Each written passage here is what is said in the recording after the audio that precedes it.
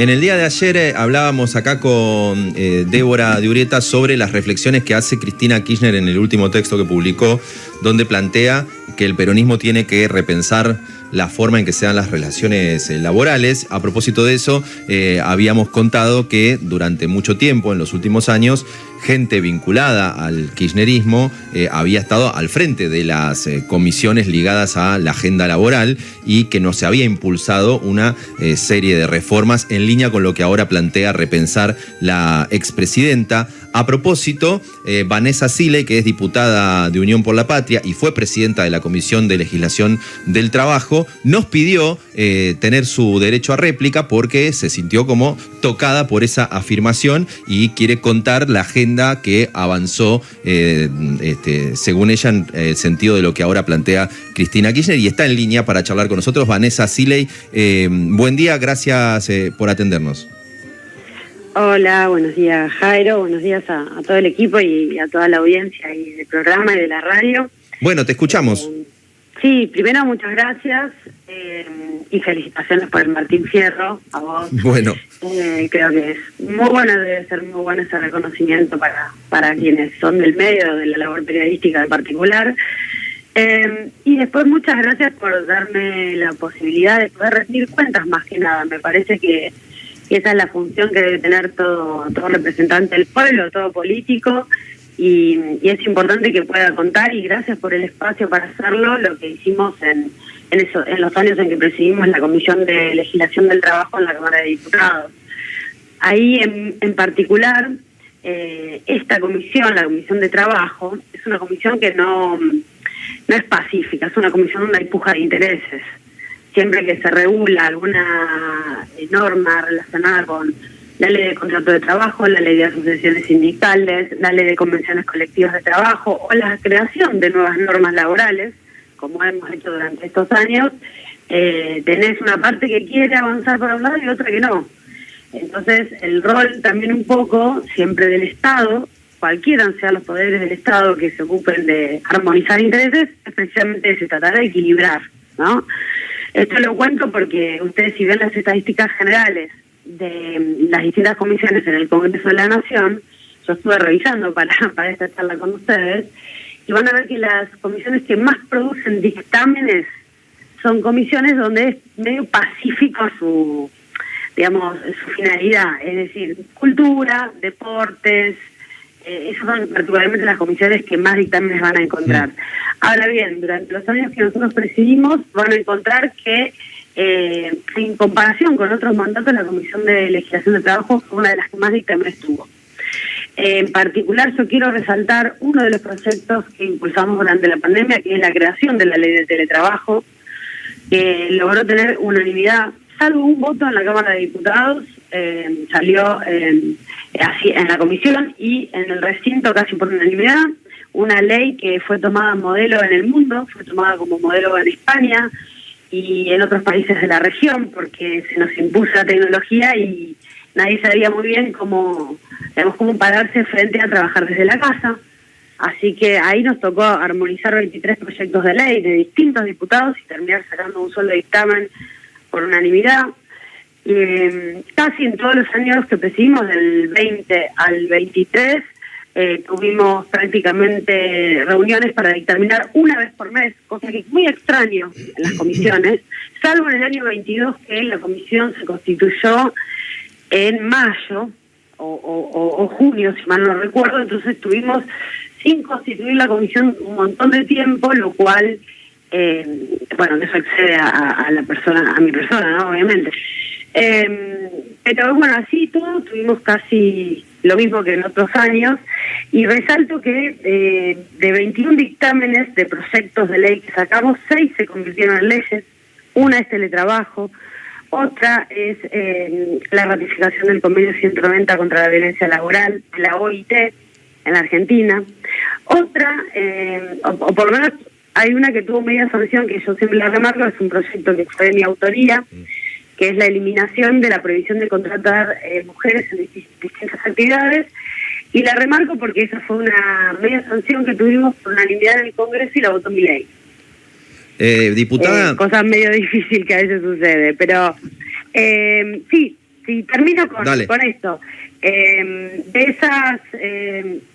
De esos 29 dictámenes, 21 fueron de ley, 6 se convirtieron en ley, 5 obtuvieron media sanción y además los demás 8 fueron proyectos de resoluciones o declaraciones, y la verdad es que casi todos estos dictámenes, salvo 2, que es Comité Mixto y Licencias Parentales, que tuvieron dictamen, todo el resto fue por unanimidad en la Comisión de Trabajo durante mi gestión. Bien. Estamos hablando con la diputada Vanessa Siley, que fue presidenta de la Comisión de Legislación del Trabajo, a propósito de que nos había pedido dar como su mirada de su trabajo, después de que ayer nosotros dijéramos que de lo que Cristina reflexiona en materia de temas laborales, no se había visto una agenda similar en la comisión que ella, bueno, con gente de su espacio había tenido influencia. Te pregunto puntualmente, porque Cristina escribe, y es un poco lo que disparó nuestro comentario, que el peronismo se desordenó cuando no advirtió la modificación de las relaciones laborales de la población económicamente activa, donde los trabajadores registrados en la actividad privada no son solo minoría, sino que además el 40% de ellos,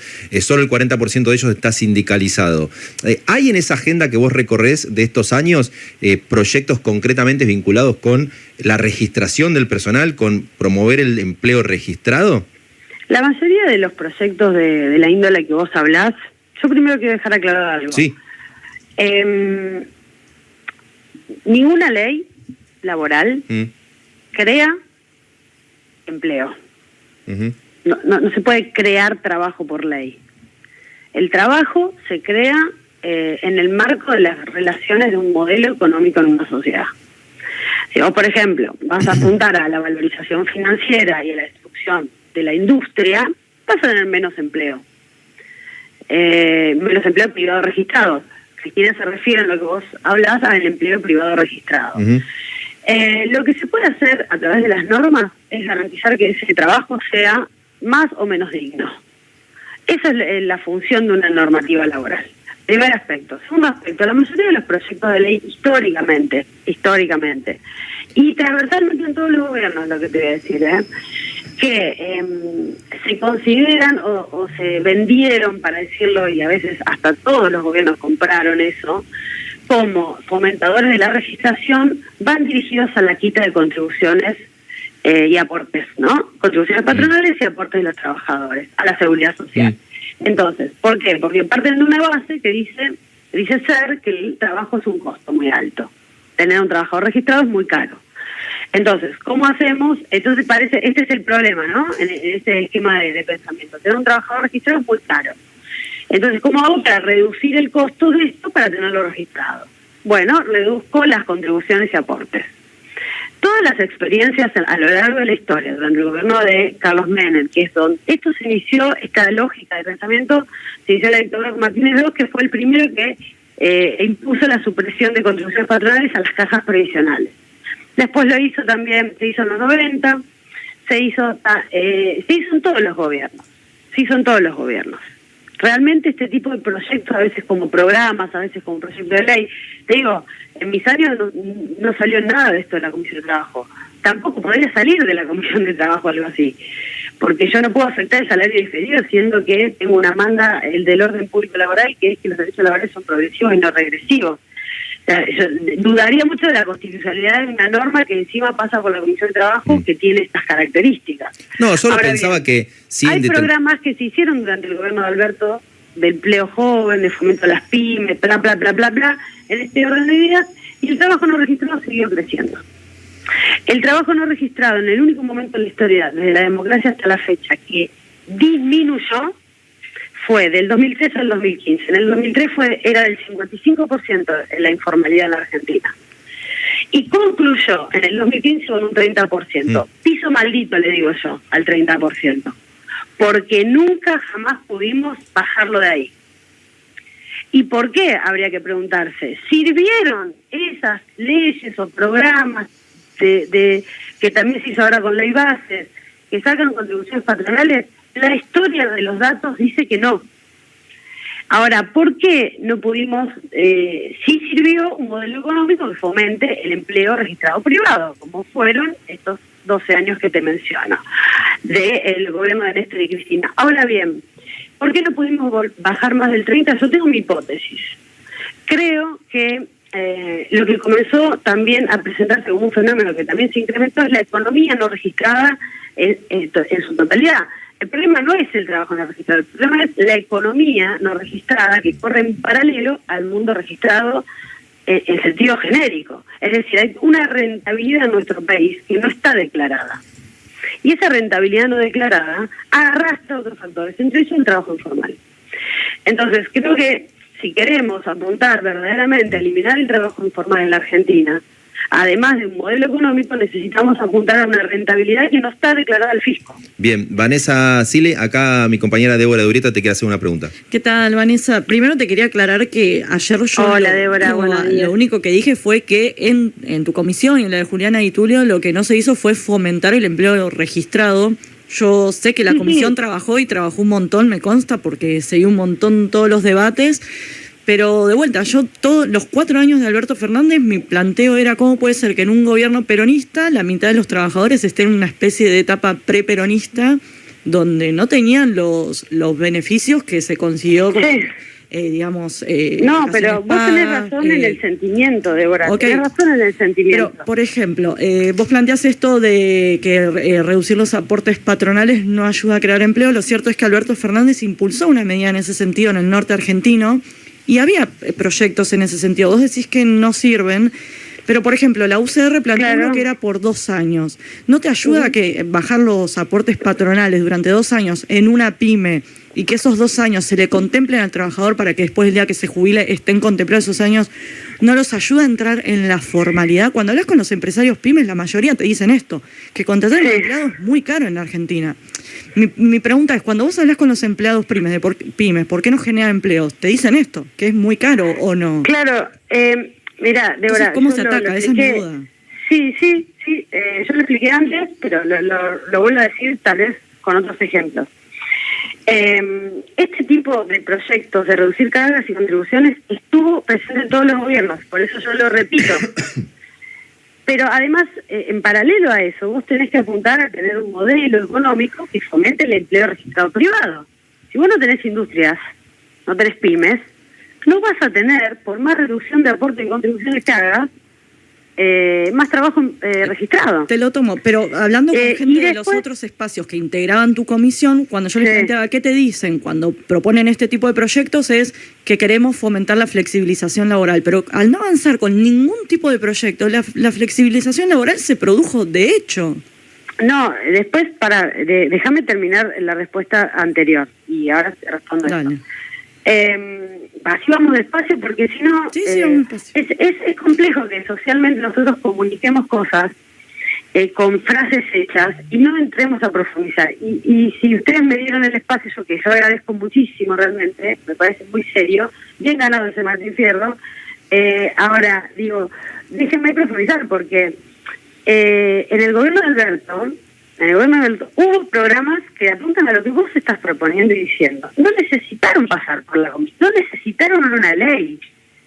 Vos no necesitas una ley para hacer un programa de reducción de contribuciones personales. Primer punto fundamental. Salvo que las quieras reducir para siempre y las quieras poner por ley para cambiar el porcentaje de aportes y contribuciones.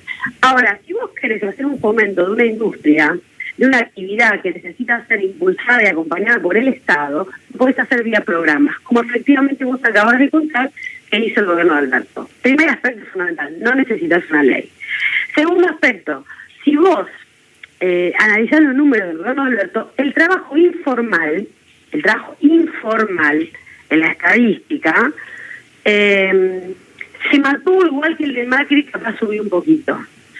El problema que tuvimos en los 4 años pasados no fue necesariamente el trabajo informal. ¿Sabes cuál fue? Sí, los sueldos. La falta de poder adquisitivo de los trabajadores registrados formales. Está bien, pero yo tomo los proyectos de la UCR, pero te tomo los proyectos de la UCR. Uno apuntaba a los jóvenes, que son el sector etario, si querés que más se le complica conseguir trabajo blanco registrado, y el otro sector que tomaban eran los trabajadores de más de 50 años, que de vuelta los echan de un trabajo y les cuesta muchísimo reinsertarse en el mundo laboral. Te tomo esto, de tomar ciertos sectores que por ahí se necesita incentivar incentivar. De hecho, ustedes hicieron algunos regímenes especiales para los viñateros y demás. Yo sé que contemplaron sectores específicos, pero pienso en eso, en los jóvenes que hoy les cuesta muchísimo conseguir trabajo en blanco y en los mayores que están muy cerca de jubilarse y que no consiguen un trabajo en blanco. Entonces, sí, Débora, no es que vos tenés razón, pero eso es una política del Poder Ejecutivo, no del Congreso de la Nación. Vos tenés razón lo que estás diciendo. Se puede apuntar a una política de empleo bien pero no le planteaban esto al Poder Ejecutivo, como atendamos a los jóvenes, pero atendamos. Yo te digo, bueno, vos querés que yo haga mi trabajo y además haga el trabajo del presidente de la Nación. Sí, no, se supone que hay un vínculo si sos oficial. Bastante cosas le hemos planteado, Alberto. Entre ellos, uno de los grandes problemas que yo creo que fue la falta de poder adquisitivo, fuimos de los sectores que planteamos el bono en el 2021. Para tratar de suplir esto. Creo que uno de los grandes problemas que tuvimos en la materia poder adquisitivo, de salarios y de haberes previsionales, esta regresión en el reparto de la riqueza, que yo creo que es fundamental. Nosotros creemos en que la riqueza total de un país, medida en Producto Bruto, debe repartirse un 50 para el trabajo y un 50 para el capital, porque si no es dejar a la gente afuera de las posibilidades de vivir en una nación dignamente, ¿no? Y la regresión en ese reparto fue uno de los grandes problemas que llevaron a una derrota. Efectivamente fue esa. Y para eso hay que tocar intereses, que es lo que pasa en la Comisión de Trabajo también. Y cuando tocan intereses, bueno, las discusiones no son pacíficas. Y hablando... Deben ser debates serios, ¿no? Con altura, pero bueno, yo tengo un interés contrario al tuyo. Veamos cómo hacemos con esto, ¿no? No, te lo tomo, es una comisión súper compleja. Y hablando de intereses, ahora Martín Tetaz, que es quien preside esa comisión, impulsa un proyecto que busca básicamente democratizar a los gremios y en ese sentido propone que no haya reelección indefinida. ¿Cómo ves esa propuesta? Si coincidís, ¿no? ¿La van a acompañar? Mira, se está dando el debate, hay un montón de proyectos, no es solamente eso.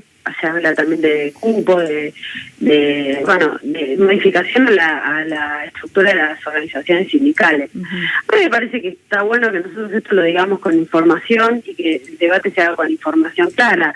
Yo no creo que el modelo sindical argentino que tenemos sea perfecto, ¿no? No creo que sea perfecto. Pero no es malo a los fines de defender los intereses de los trabajadores y trabajadoras. Miremos la región. Si nosotros creemos que el problema es el modelo sindical para el trabajo, nos estamos equivocando. O sea que estás a favor de la reelección indefinida.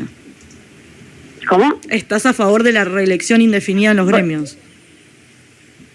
Yo estoy de acuerdo como está estructurado el modelo sindical argentino en la ley 23.551. Creo que tiene muchas cosas para mejorar.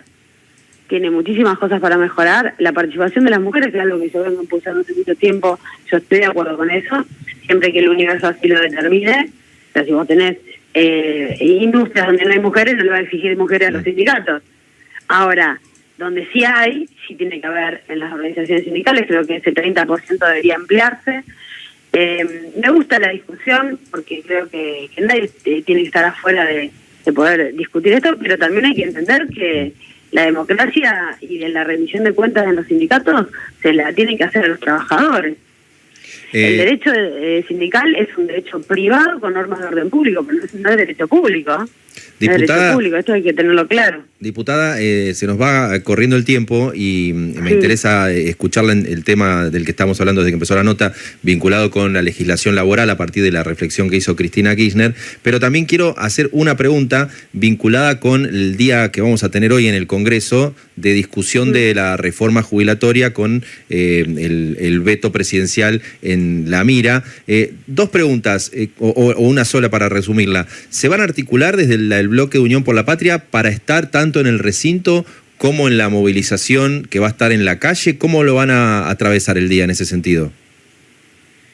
No, bueno, el rol del diputado, nosotros tenemos que estar en el recinto para garantizar revertir el veto. O sea, tenemos que estar en el recinto. Después, si en el marco de la discusión alguien quiere bajar a la calle.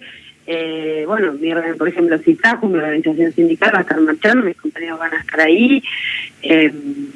No sé a qué te referís, cómo están en los dos lugares. Si van a estar participando, Perdóname, además de la discusión, si van a participar de la marcha estrictamente o si se van a concentrar al recinto.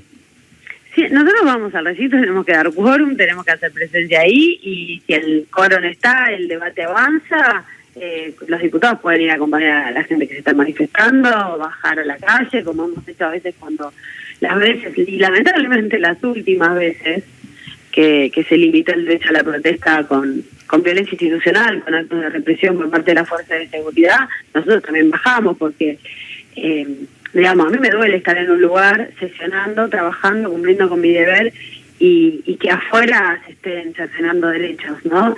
Yo no puedo tolerar eso, la verdad que no puedo tolerarlo. Mi impulso es ir a solidarizarme, ir a poner la cara y también el cuerpo, ¿no? Cuando las veces que pasó eso. Vanessa Siley, ¿querés completar la nota de alguna manera antes de que nos despidamos? No, la verdad que les agradezco muchísimo y me parece que fue muy fructuoso el intercambio y bueno, muchas gracias a todos los que me escucharon y a toda la audiencia, ¿no?